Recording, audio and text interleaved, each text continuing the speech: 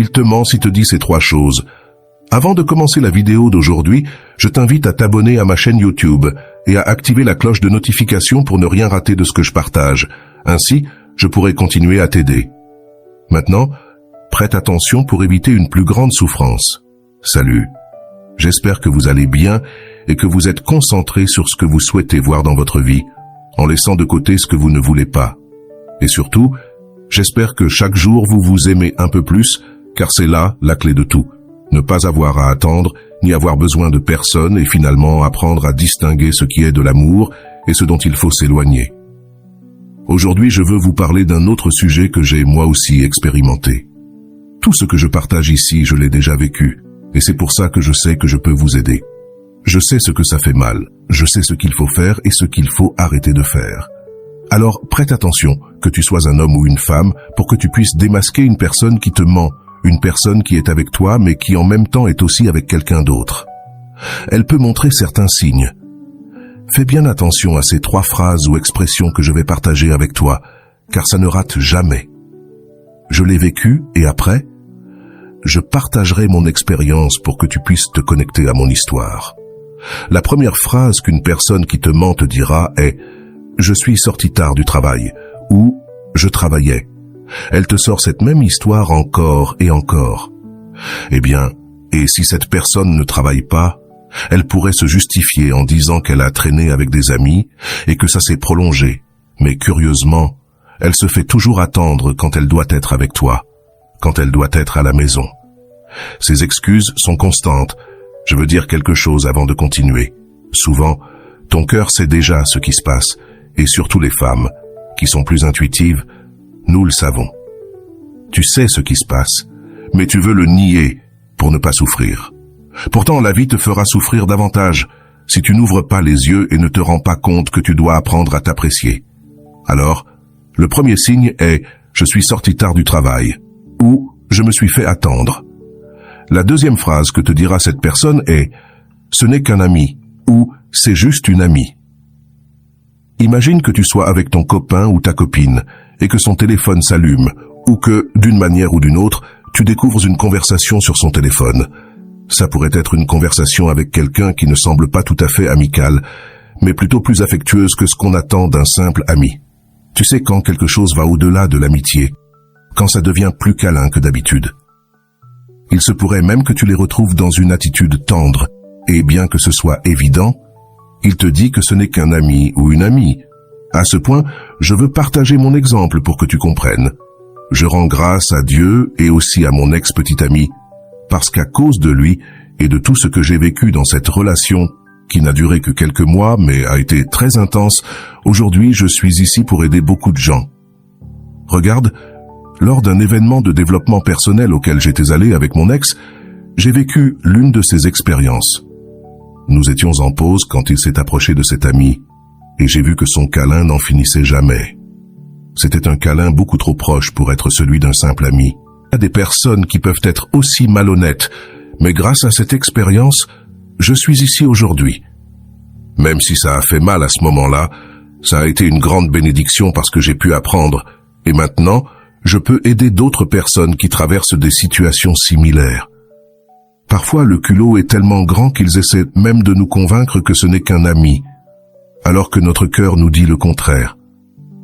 Alors, lorsque tu vois ce genre d'attitude, souviens-toi, ce n'est pas qu'un ami ou une amie. C'est quelqu'un avec qui il y a quelque chose de plus. Fais confiance à ton intuition, car quand ton cœur t'avertit, il se trompe rarement. La troisième phrase que te dira une personne qui te ment est « tu es folle » ou « tu es paranoïaque ». C'est infaillible. Quand il te dit que tu t'inventes une histoire qui n'existe pas ou que tu inventes des choses, c'est qu'il essaie de cacher la vérité en te faisant douter de ta propre perception. Après cet événement, je lui ai directement demandé s'il était avec cette fille et il m'a répondu « Tu es folle, tu vois des choses là où il n'y en a pas, je ne suis avec personne. » C'est une tentative de manipulation pour te faire sentir coupable ou confuse. Ce genre de phrase te fait douter de toi-même, te demandant « Est-ce que j'invente vraiment des choses ?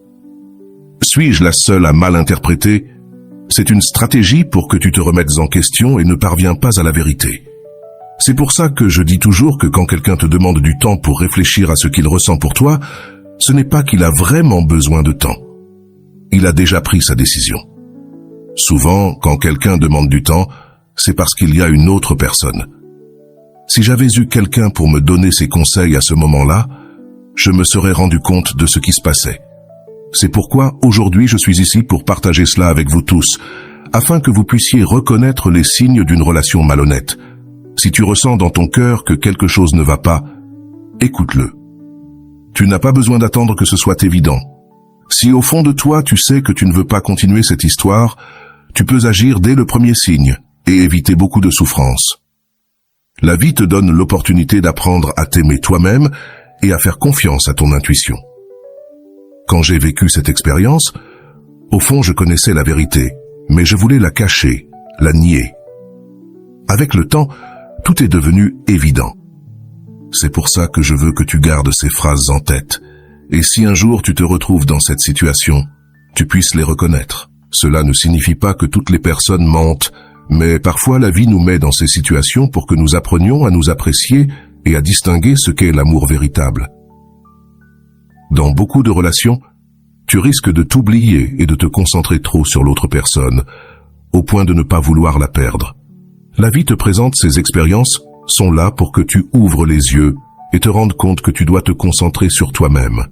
Comme je le dis toujours, quand quelque chose se passe de cette manière, la vie te donne l'opportunité d'apprendre à t'aimer, et quand tu y parviens enfin, tu as la paix et la sécurité nécessaires pour prendre des décisions difficiles, des décisions qui t'aideront à te prouver à toi-même et à la vie que tu as appris à t'aimer. Tu ne dois pas avoir peur de rester seul, et c'est pourquoi je remercie les personnes qui ont traversé ma vie, même celles qui m'ont causé de la douleur. Elles m'ont aidé à grandir et à devenir la personne que je suis aujourd'hui. Si je retrouvais mon ex, je le remercierais, car grâce à tout ce que j'ai vécu, je suis aujourd'hui une personne plus forte et capable d'aider les autres.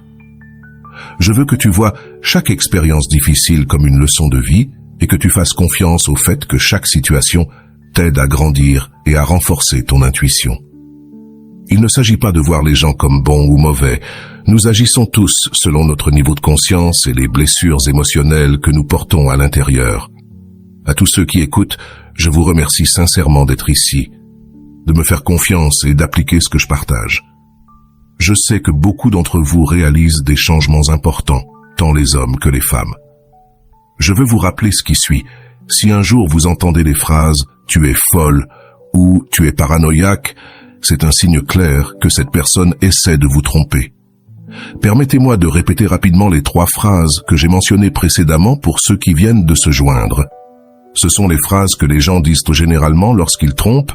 La première est « je suis sorti tard du travail » ou « il est devenu tard ».